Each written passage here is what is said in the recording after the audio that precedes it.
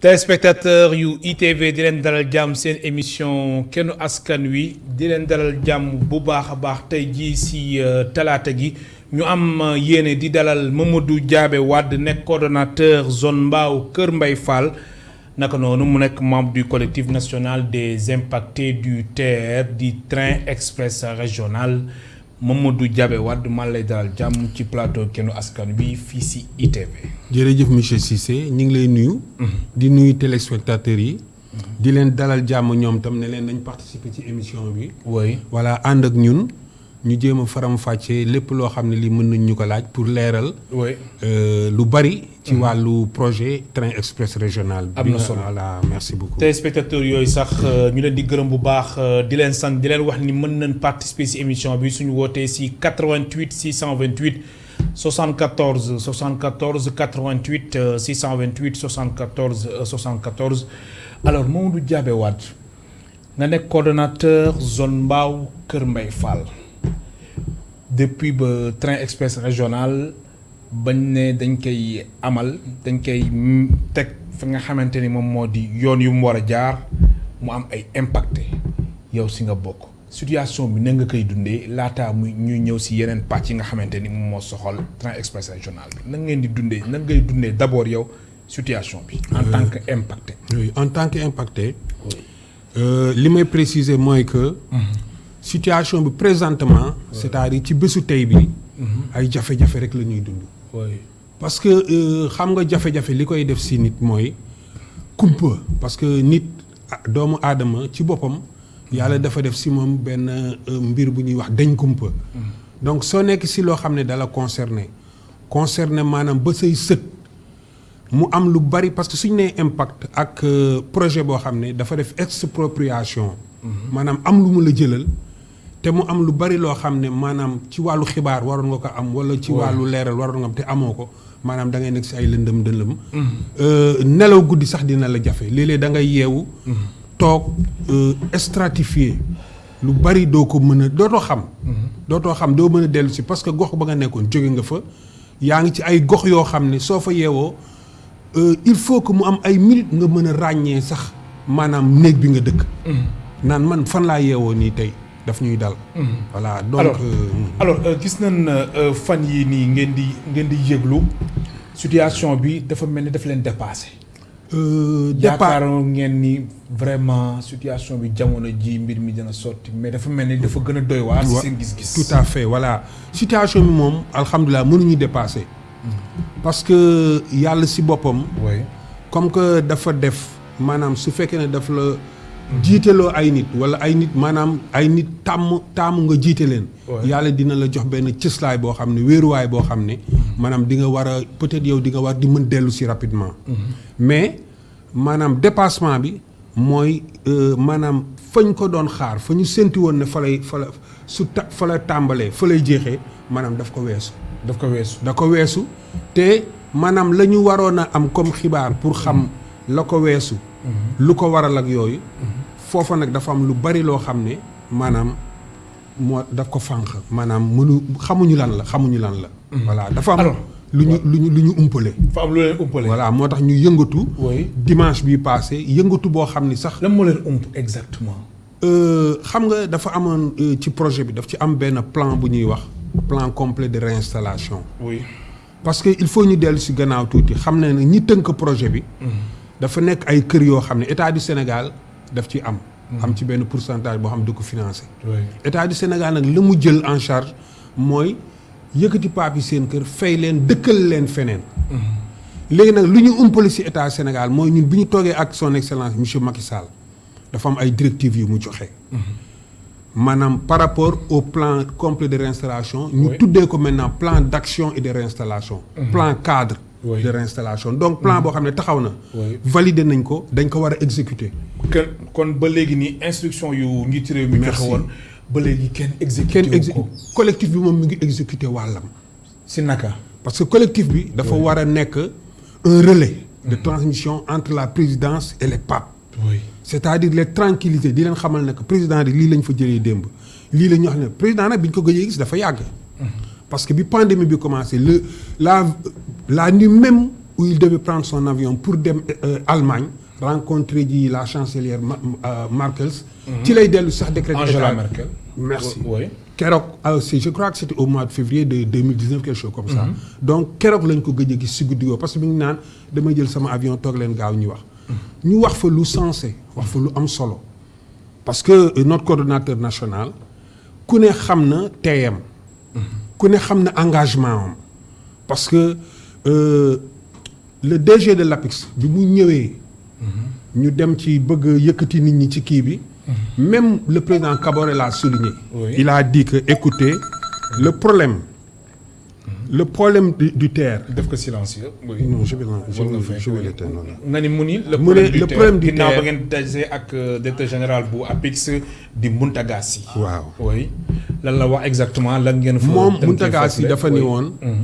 dafa alerté woon.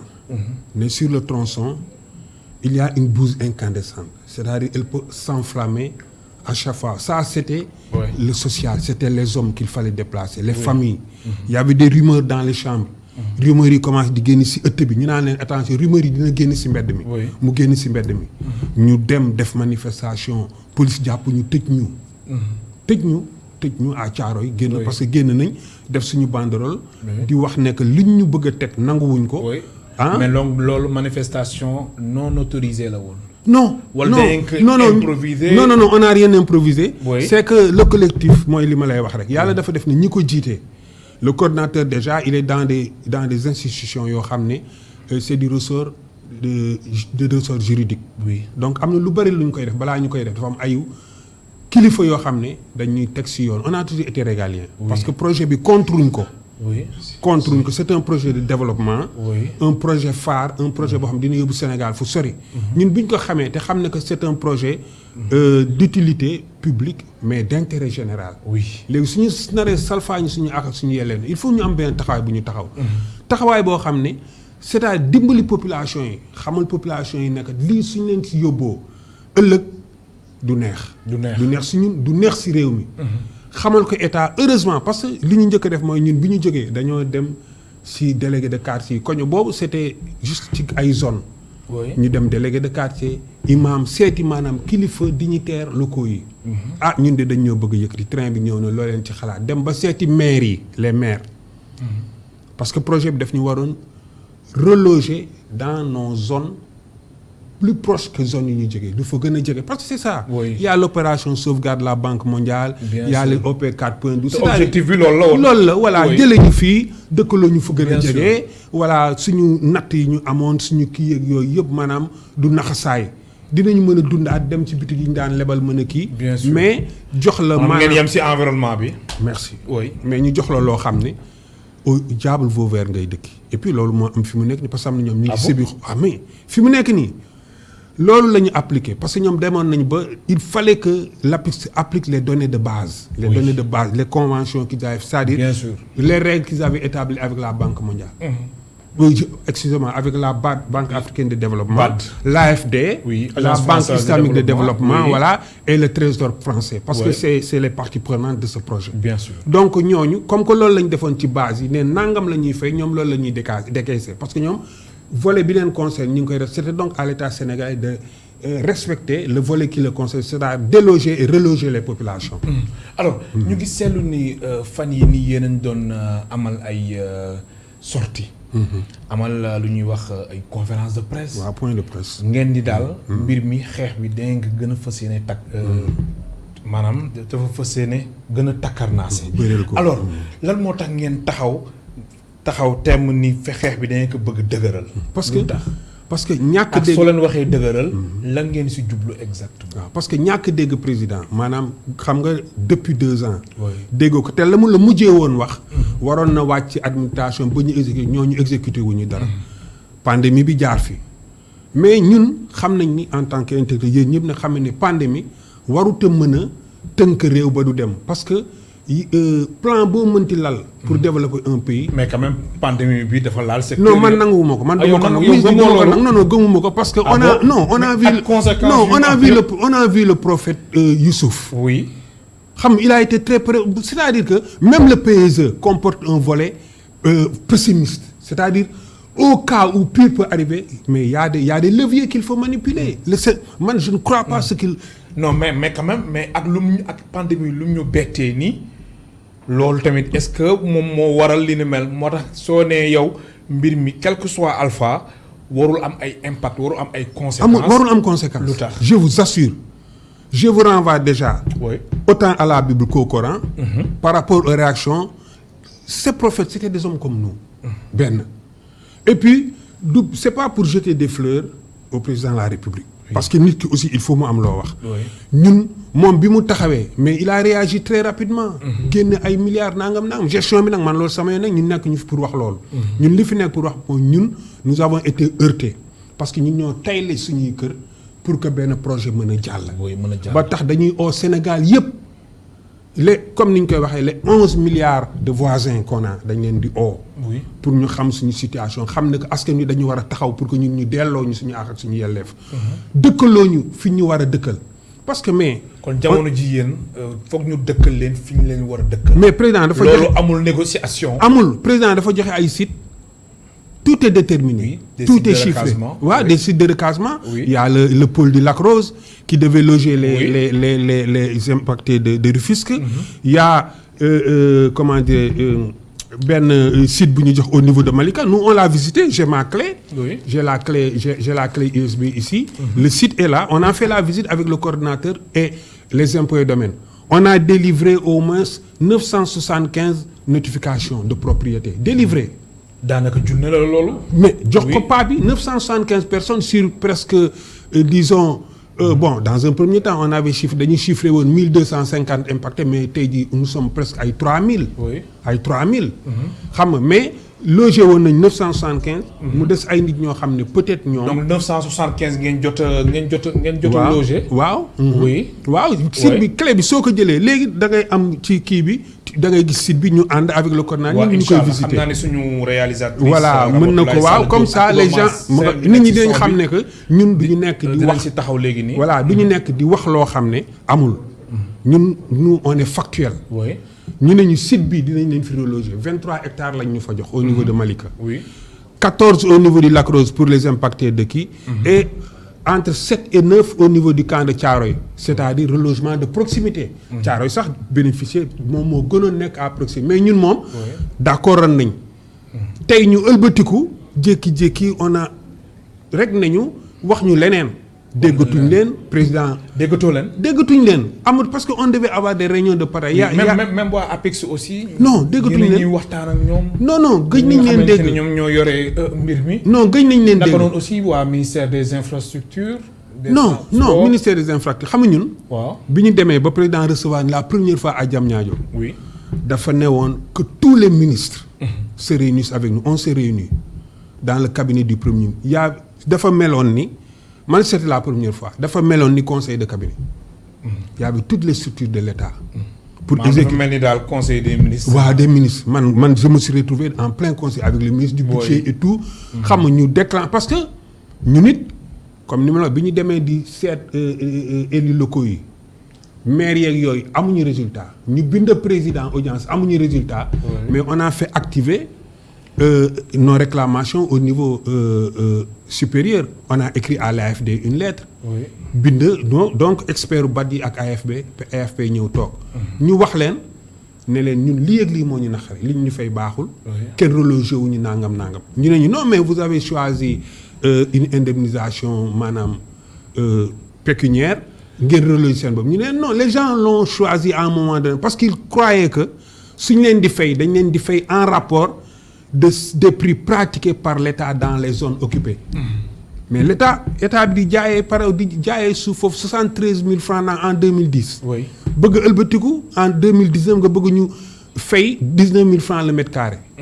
yow ngay jaay 113 000 mais yaa énorme yaa un gap. am na solo ma fàttali suñu mbokk téléspectateurs yi ñu ngi dalal Mamadou Diabé Wade nekk coordonnateur zone Mbao Kër Mbaye Fall naka noonu mu nekk membre du collectif national des impactés du TER du train express régional. alors dañu nemmeeku tamit que ni collectif yi yéen ñi daje di am loo leen di sumb lépp ngir défendre seen intérêt lan la Mamadou Diaby. gis nga dimanche bi passé. oui. amoon na lu fi naroon xew sax su fekkoon ne ànduñoo ak dal dina garaaw. oui. parce que bi ñu defee suñu point de presse ba wax situation bi. ne dañu bëgg ñu aménager site yi parce que y a un comité de suivi et d'aménagement des sites. koo xam ne gëj nañ leen dégg ça fait 3 ans. réunir ñoom tamit déggoo leen. 3 ans ngi mosuñu réunir ak ñun te y a des autorités. kon yéen ñu ngeen doon dégganteeg yëpp. déggoo leen si kenn président la ñu mujjee gisal jour bi muy dem seeti Angela Merkel ñëw décréter état d'urgence. oui. gisatuñu yenn paap yi ñii nekk en location ñii dañ leen abal kër man qui te parle mon frère bi nekk Paris je peux le dire moo ma abal këram. dañ ma joxoon 6 mois de frais de location pour que ma à l'issue de 6 mois ñu teg part bi ñu mën a reloger nous en sommes à 36 mois combien l'État me doit ils vont me le payer. ñaata la état bi 36 mois ils m'ont donné 6 mois ils me doivent. loolu xayma nga loolu. je payé location bi ma nekkoon j'ai payé 100 000 francs par mois. ils m'ont donné 600 000 pour me reloger du man kenn. ça c'était te des na. te li ñu la desee da la ko war a jox. voilà 36 mois de location amal nañ ma ko te dinaa ko réclamer su jotee. mais li jot fi mu nekk ni mooy nañu jox suñu terrain reloger ñu. parce que dimanche bi passé bi ñuy def réunion de partage on fait des réunions de partage. oui. presque tous les dimanches jox nit ñi information et puis mën leen retenir mën a dalal seen xel. parce que wax ko leen mbir mi fan la toll. waaw wax mbir mi fan la toll parce que collectif bi famille la su amul woon da ngay gis ku ñëw ci collectif bi di wax bay jooy ay mag ay paa. non. am na si ñoo xam ne ñii lu ñuy dund metti na. non metti na même man damay jékki-jékki di jooy man di wax ak yow. du ma leen ko rus a wax damay jékki-jékki toog ba mu yàgg wallaahi ma jooy. mais ku ñu abal kër nga nekk si ñaari at ñu abal la kër parce que fay ñu la lu mët yaa mi de. mais pour loolu dépassé nañ ko. parce que fa ma ko war a waxee dinaa ko fa waxee. mais am na ñoo xam ne ñoo ma gën a sonn. dañu est-ce que ay kër yu parewul lañ leen abal ñuy takk ay morceaux ci parentère yi bi léegi.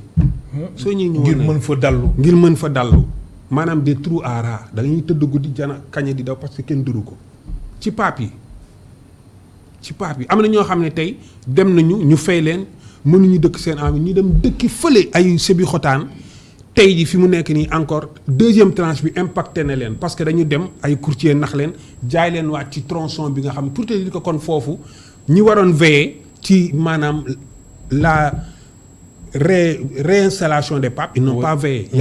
y a pas eu de suivi te loolu autorité waxoon nañ ko def. vous comprenez léegi. may ma ñëw waaw ma bàyyi la nga daan waaw ci foofu. li may wax dimanche dañu réunion ba mu pare ñëpp daal di jékki-jékki ne non dañuy génn jël Ndiaga Ndiaye dem kër Macky Sall. ah bon dimanche oui. loolu ngeen fas yéene woon def.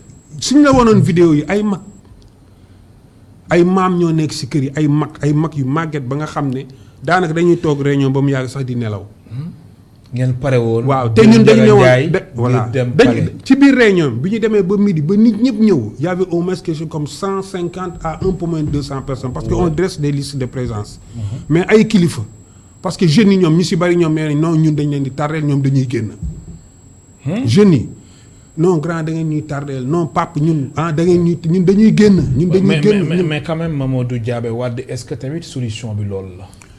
mais xam nga ñun pour ñun solution bi moom mooy ngeen jël Ndiaga Ndiaye ngeen yab ko mu fees del du ñun xam nga ba pare ngeen di da ngeen di dem palais. merci ngir situation bi njiitu réew mi président Macky Sall réglé ko. voilà xam nga loolu la bi ñu nee dañuy dem. oui suñu nji dañ ne neen non def leen ndànk parce que aussi ñun nous sommes régaliens.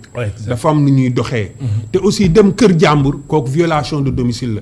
mais xam nga nit ñu jaxasoog yooyu rek.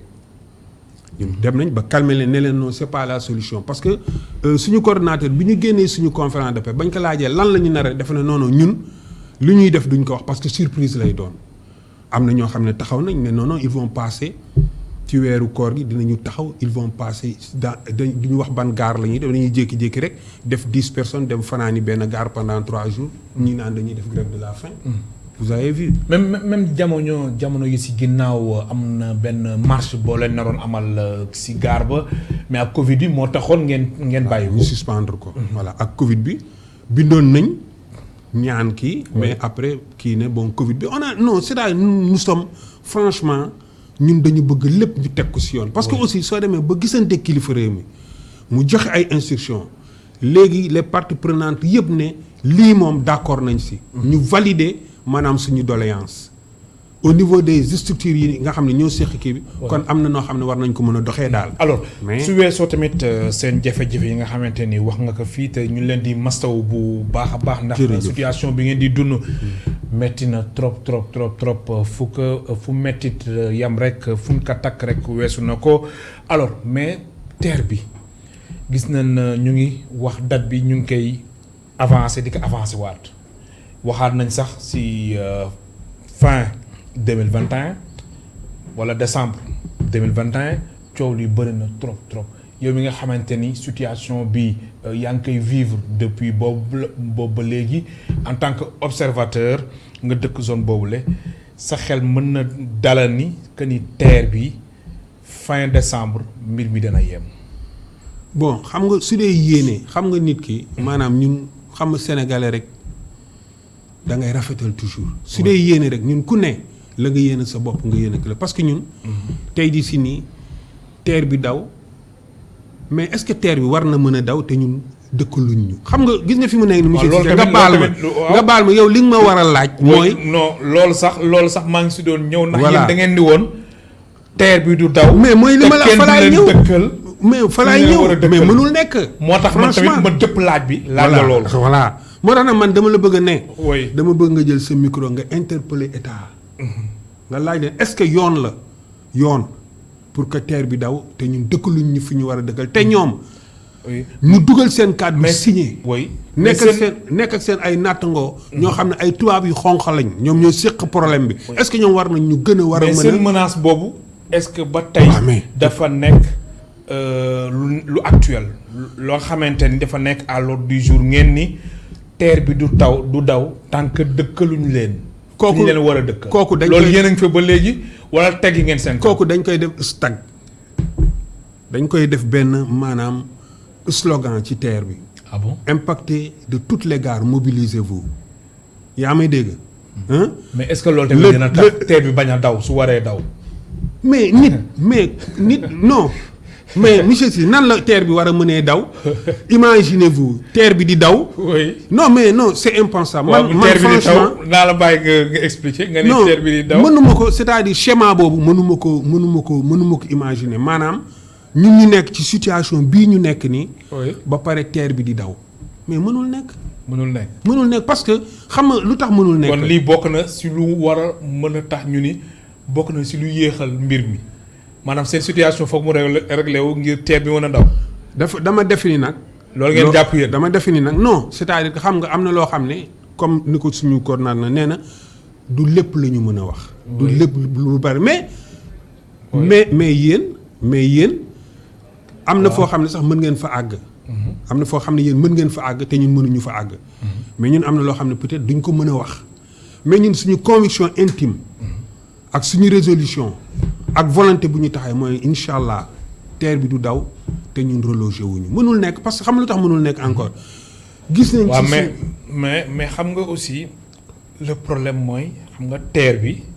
d'accord nga que ni am na njëriñ. waaw am na wala amul njëriñ. am na njëriñ. ndax fekkee ni sax coow li bëri na ci wàllum somme bi nga xamante ni moom la état bi dégagé. état bi jamono ji mu ngi wax 730 milliards.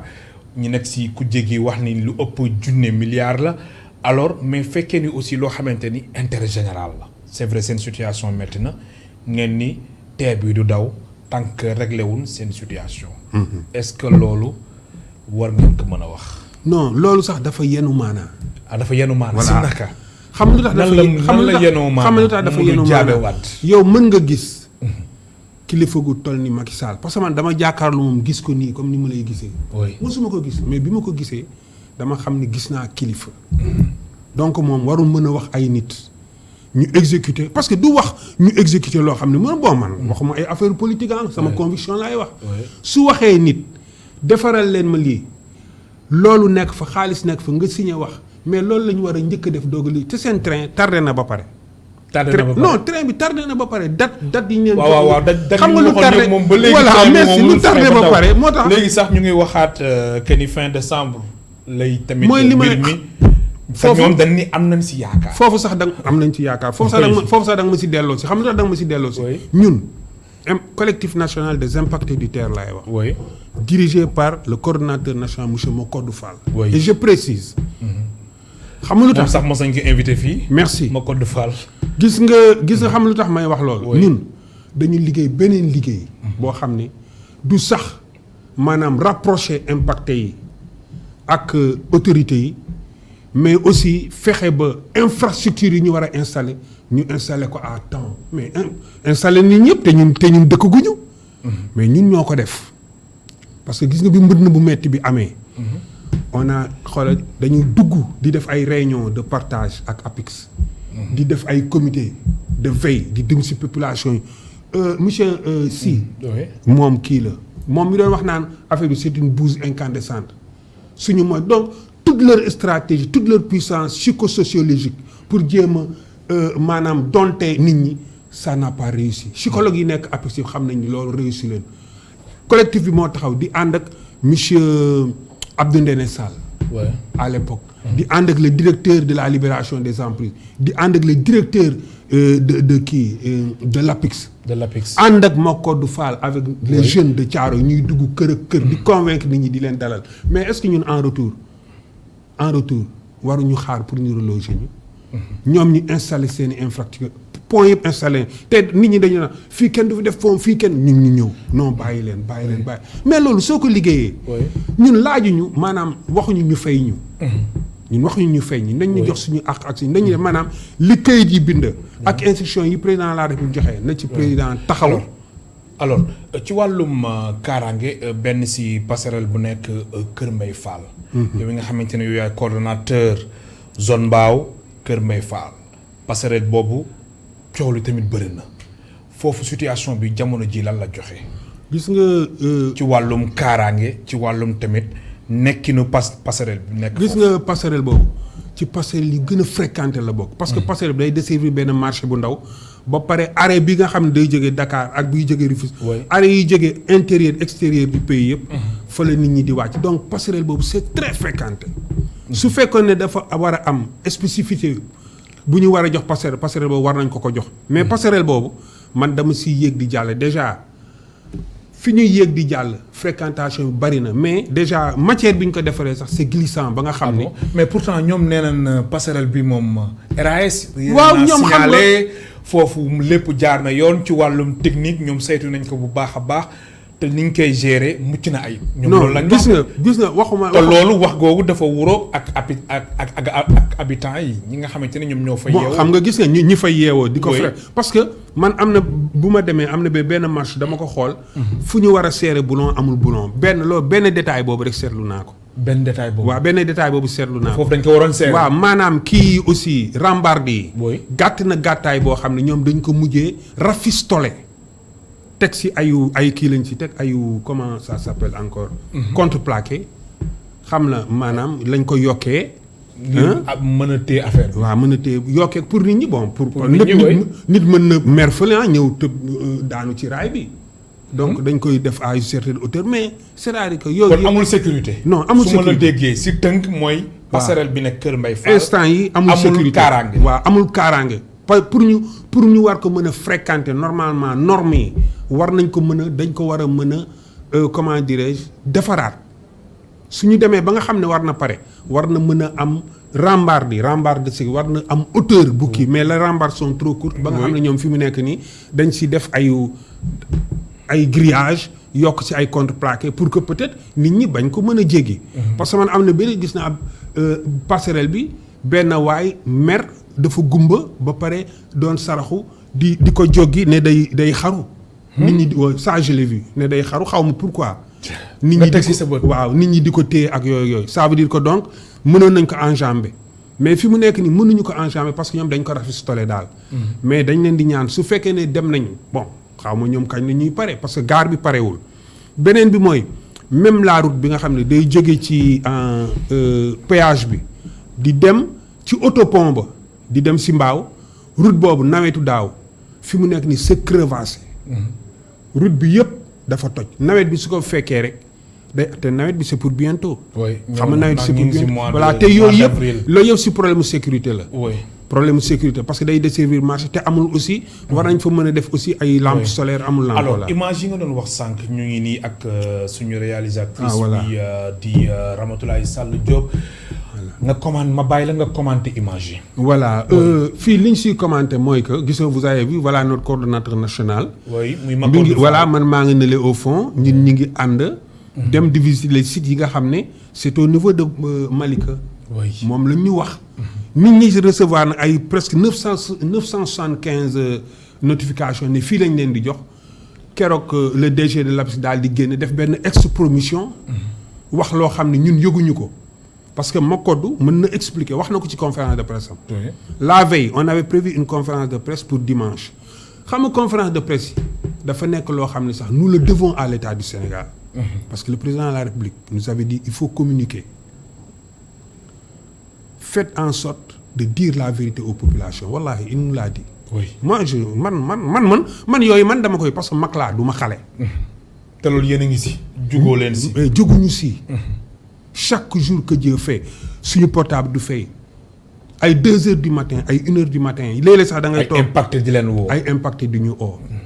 am na si ñoo xam ne sax mën naa ne gëmatuñ ñu dañuy wax jeunes yi dem leen ngeen récupérer leen nañ ñëw parce que incha allah dinañu jot seen. maanaam lu tax ñooñu gëmatuñ leen. non dañ jàpp ni yéen da ngeen nekk en complicité avec l'État du merci Sénégal. mën nañ jàpp loolu. parce que bërki dem bi mu génnee def ki parce que Makodou jeudi lañ ko ni ñëwal présidence ñu recevoir la nangam naa am na ñu ko fa recevoir mais c'est pas le man réception bi ma intéressé.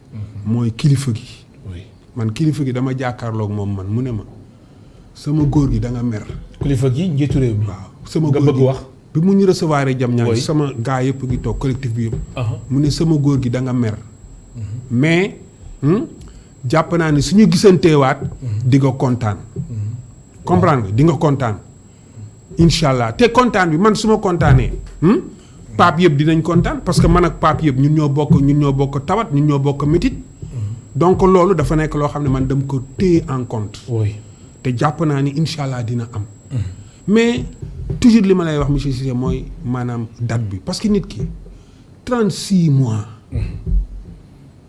metti na. mais dafa métti. dafa metti 36 mois man 36. te bëri nga si morom. mais am na ñu ma gën a garaawlee te dafa am sax benn affaire bu ma bëgg a wax. Oui. beneen plateau dama bëgg Vas-y. interpréter journaliste beneen plateau nañu oo jigéen ñi. na jigéen ñi ñëw fii wax. parce que ñoom Jigéen ñi. instant yi ñun ni ñu toogee nii ñoom ñu ngi si kër yi. di def Jigéen lu ñi. kenn xamul. ñoo doon jaay si marché yi. ñu jëlee leen fa. déplacer leen commune bu ñu dem di fa jéem a feneen fu ñu dëkk di fa jéem a teg taabal ñu naan waaye gan xam nga gan yomb la dalal Sénégal. Sénégal ku jóge beneen réew ñëw dinañ la dalal yaatal la mais ku nekk si biir réew mi fii jóge koñ ba la ñëw fi même su dee match de football xam nga ñun ñëpp football nañ. même su dee match de football. duñ la lijjanti. suñu femmes yi doon jaay marché caaro yëpp ñu déplacé leen yóbbu leen ay yeneen gox. bon ñoom ñoo fa déplacé seen bopp parce que amuñu moyen. Oui. dem ay sébi xotaan ak yooyu ak yooyu. mënuñu fa jaay. vous voyez. mu nekk lu metti. mu nekk lu metti. donc jigéen ñooñu dama bëgg journalistes yi yéen ñi nga xam ne yéenay nekk relais yéen parce que da ngeen ñuy dimbali. ngeen dimbali leen di leen invité ñu ñëw ñoom tam laaj collectif ñu indi si ñoom tam ñu ñëw toog wax jafe-jafe yi nekk ci foyer yi. oui wax aussi problème yi ñu am pour seen parce que DER la DER. Oui. il faut ma ñëw foofu nga may ma. oui DER la DER. président la République daf ñu document yaa ngi nii soo bëggee ma jox la ko. dafa newoon nañu financer ay financement ñu Kër Mbaye Fall on avait demandé X somme. oui ñu alloué ñu X 15 millions de francs. te ñaata ngeen doon demandé. On demandait, je crois, quelque comme 500 millions pour. Mais c'est le président qui nous l'a promis parce qu'il avait créé. Non. Et puis maanaam 500 millions ngeen doon laaj DER. Non, ngir mu financer leen non, pas la DER. Pas 15 la DER. millions ñan exactement. Pas la DER. oui ñan. Ça fait partie du programme oui qui doit accompagner le TER. Parce que dañu yàqal jigéen ñi seen nat. oui yàqal xale yi seen. seen jàng école ak. de waxuma jàng école yi maanaam projet xale yi seen jàng école tamit. takk na loolu moom yàqu na. yàgg na oui. yàgg am na ay xale yoo xam ne dañoo bâtiment yi dañu màbb seen kaw am na si ay xale yu dee woon ci terre bi yaa ngi koy fàttali. oui man je am na ci koo xam ne toujours papa mi ñuy téléphoné xaw ma ay indemnité lay lijjanti xaw ma ay affaire demee nan dañ koy gëj a gis sax. mais projet yi ñu yàq mooy xale yi doon yar ganaar seen kër.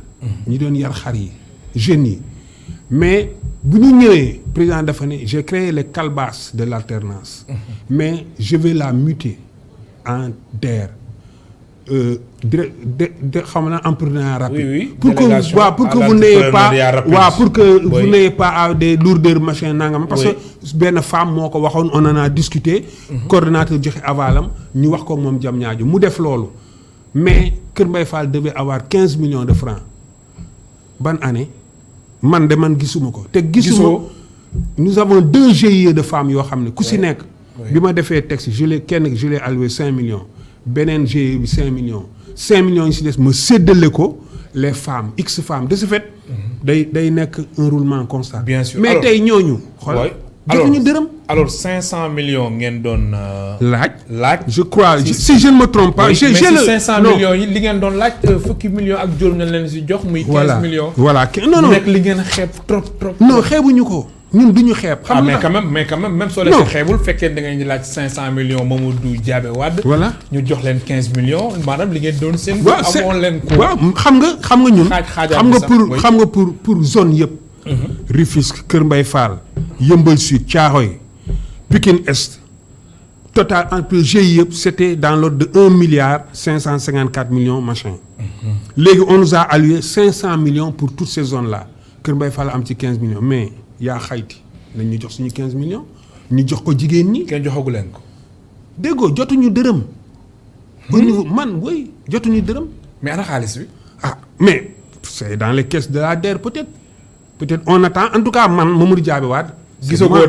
gisaguma dara par rapport à la zone. oui par rapport à la zone. à la zone de Kër Mbaye Fall zone bi nga xamante ni moom ngay gérer. waaw ak liste bi nga xam ne waaw ak liste bi nga xam ne produire naa ko joxe ko. oui. alors mu nekk li nga xamante ni xam naa du ñàkk kilifa yi ñun lay dégg Mamadou Diabé Wade ma fàttali yow yaay coordonnateur lépp lu jëm ci wàllum impacté TER train express régional zone Mbao ak Kër Mbaye Fall alors TER bi 57 kilomètres si 45 minutes ngeen ni du tàkk te kenn recasé wu leen kenn dëkkalu leen fi ñu leen war a dëkkal.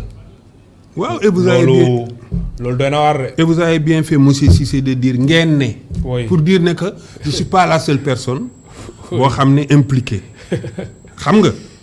parce que comme ni ma la ko waxee. mais li ngeen bëgg noonu du yomb de. gis nga gars yi li ñu wax. mais dama ne li ngeen bëgg noonu du yomb de. lu ñuy wax xam nga lu ñuy wax. waaw on est 250 000 personnes mais. je vais vous rappeler quelque chose. oui gis nga TER bi dañuy wax ay 2016 ak yooyu moi je l'ai vécu. man maa ngi dëkk Kër Mbaye Fall. 2006 la Ablaye Wade initié le train à grand écartèlement. enquête yi ANSD l'agence nationale de la statistique et du développement. et de la démographie. merci di ñëw suñu kër. boobu temps sama doom bii di jàng nii avec difficulté parce que ñaari yoon lañ koy jox paas léegi muy jóge di jàng si kii xoolal dañu ñàkk pour que mu war a mën a continuer étude am. xam na boobu mi ngi raam gis nga vidéo bi. Enda jël bi muy def enquête bi moom xale bi moo ci nekk di raam 2006 projet boobu man maa ngi teg ay briques ak yeneen samay ma ñu teg ay briques pour tabax gouvernement Ablaye ne drone bi jaar na fi on va vous payer en l'état li mu fi fekk nii moom lañ leen di fayee man benn néeg laa amoon. benn néeg te dama waroon a tabax ma sama soxna naan ma tabax ma ne ko non xam naa état dinañu ñëw. Ablaye Wade waa ci tabax ma ne ko xam naa état. Macky Sall ñëw. Régénérer projet bi c'est la même chose. Oui, dans l'État c'est la continuité. mais tout à fait et puis les enquêteurs ont reconduit les mêmes considérations par rapport à ce qu'ils devaient payer 19 200 yooyu. oui on a fait des recherches au niveau ñun collectif bi du ñuy def ni ñun dañuy def ay recherches. parce que c'est nous qui avons activé le système de réclamation de gestion des plaintes au niveau de la BAT ñun ñoo ko réactivé gars yi experts yi ñëw. ñu wax leen suñu jafe-jafe.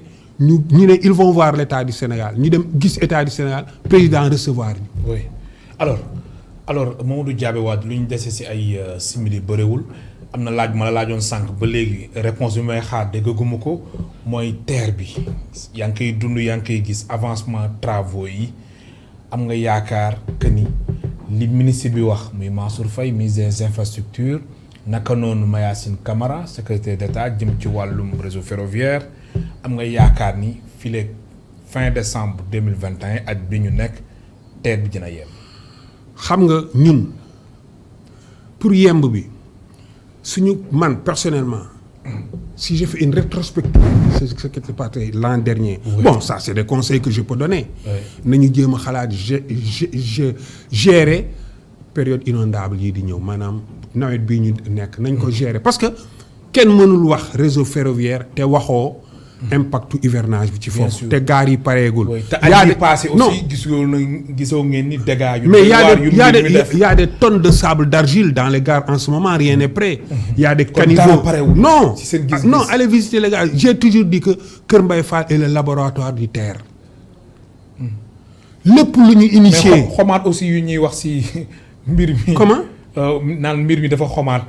fi train bi war a jaar ak yooyu yi fa nekk yëpp. mais loolu tamit yaa ngi ciy gis.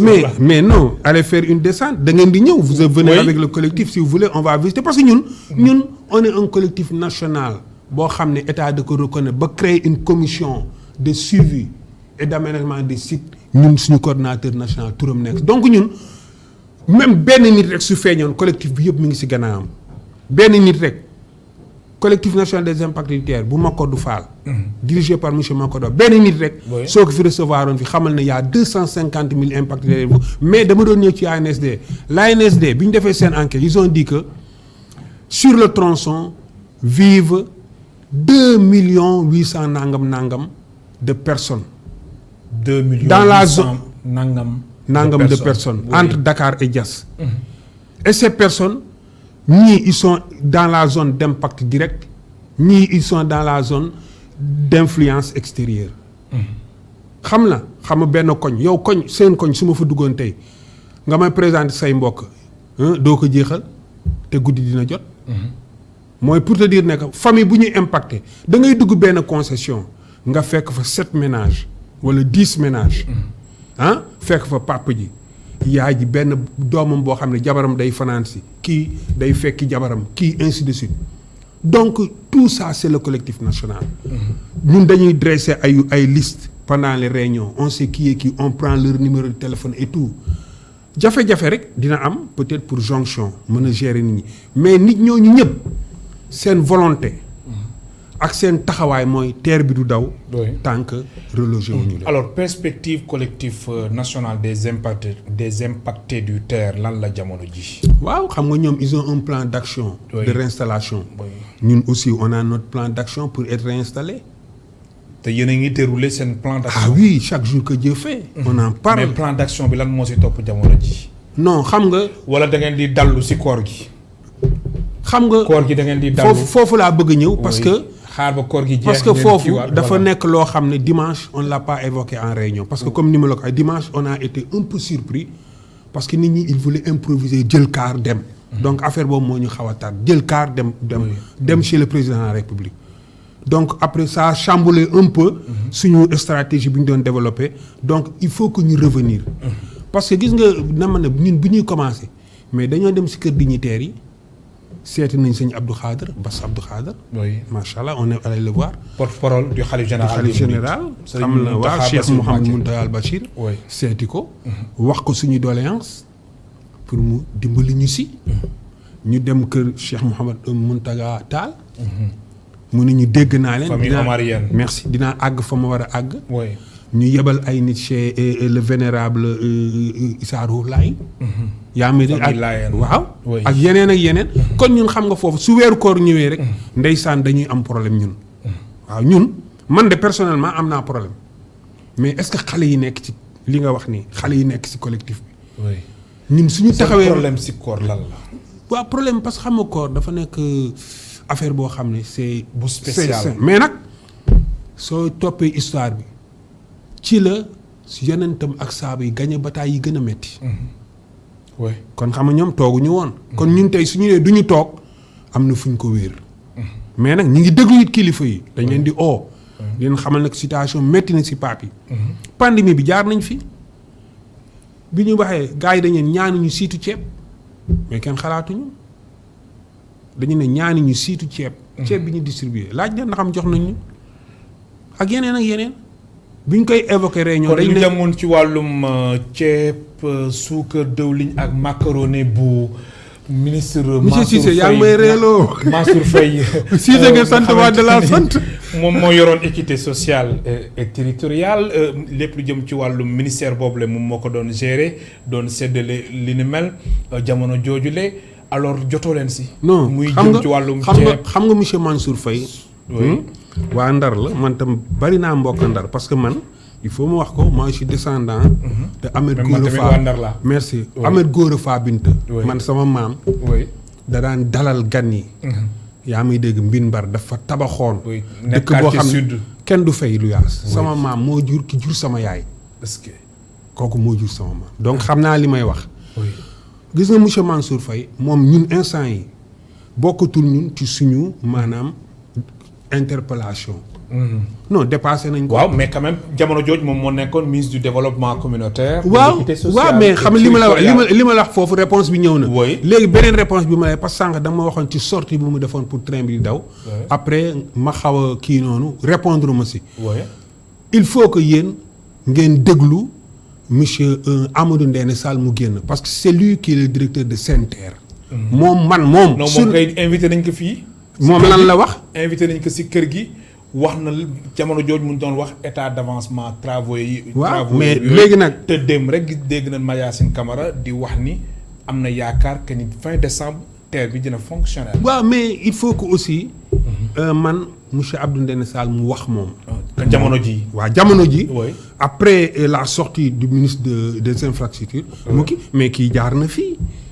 L'autre là, l'ex-directeur de cabinet du président de la République, Maître Youm. Oui. Il a été ministre des infrastructures. Oui. Mais est-ce que depuis yow ba léegi yow ak date bi ma la wax la veille où le président là a décrété l'état d'urgence est-ce que am na avancement ci yéen journalistes yi ci seen saytu est-ce que avancement am na fi mais est-ce que xalaat nañ booba temps pape yi lu ñu doon dund nañ waxante dëgg.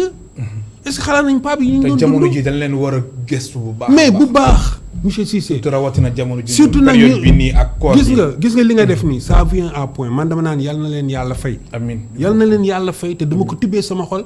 te wóor na ma ni ñi nekk sama gannaaw. non. man lay gërëm baax di la sant Mamadou Diabé Wade man lay gërëm baax di la sant yaramam moo daw ñuy koy ñaan yàlla tamit jàppale ko bu baax a baax. mu nekk situation bu metti bi nga xamante ni impacté yu TER yi di train express régional moom nañuy dund jamono ji ndax gis nañ Mamadou Diabé Wade dafa wax ba xoolam bi tamit jeex tàkk ba mën nañ wax ni sax daanaka tamit rango ñu ngi génn ñu ngi koy mastawu bu baax a baax mbokk téléspectateurs yéen tamit ñu leen di gërëm baax di leen sant di gërëm baax Ramatoulaye Sall mi nekkoon Ramatoulaye Sall Diop mu nekkoon ci wàllum réalisation bi Iba Mar Sène ci wàllum son bi Moussa Dia ci wàllum caméra bi di leen ñaanal tamit yàlla may ñu gudd fan bu ànd ak wér koor gi nga xamante ni moom nañ dugg ñenn ñi tàmbali ko tey ñeneen ñi suba incha allah yàlla may ñu woor si jàmm yàlla yokk xéewal yi yokk wërsëg yi yokk sutura si di leen baalu àq bu baax a baax ngeen jéggal ñu baax ñu leen di baal àq ba suba incha allah ñeenti waxtu.